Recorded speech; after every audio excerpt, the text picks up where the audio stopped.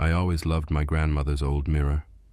The intricate carvings and the way it seemed to draw the light made it the centerpiece of her home.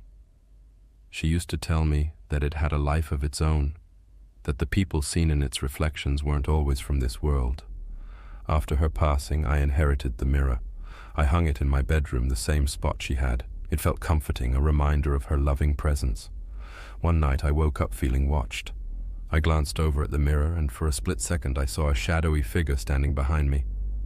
I whipped around, but nothing was there, just darkness. I brushed it off as a trick of the light and went back to sleep. The next few nights were the same. Each time I'd catch a glimpse of that figure, always just out of focus. It felt almost like it was waiting for something. My sleep deteriorated. I became paranoid, jumping at every sound.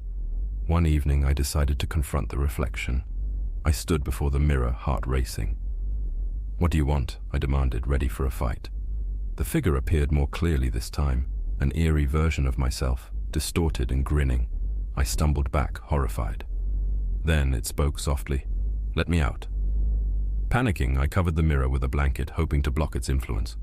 But when I woke the next morning, the blanket was on the floor and the mirror was cracked down the middle. That day, I went out searching for answers. I found an old woman who dealt in antiques. I told her about the mirror and the reflections. She frowned and warned me, "Mirrors are gateways. If it's cracked, it has a way to escape." I hurried back home, terrified. Just as I reached my door, I heard a low whisper behind me. Turning, I saw the figure in the reflection of a storefront window. It grinned wider, and in that moment I realized it had already escaped. Now, I don't know where it is. I just hear it sometimes, calling my name, waiting for the moment it can take my place. I haven't dared to look in a mirror since.